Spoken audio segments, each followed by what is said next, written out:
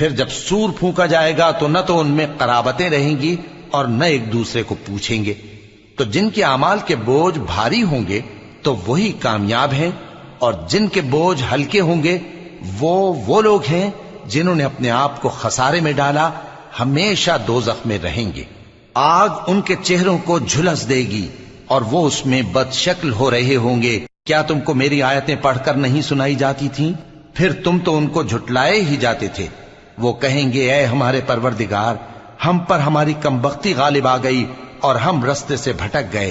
اے پروردگار، ہم کو اس میں سے نکال دے، اگر ہم پھر ایسے کام کریں تو ظالم ہوں گے۔ فرمائے گا کہ اسی میں ذلت کے ساتھ پڑے رہو اور مجھ سے بات نہ کرو۔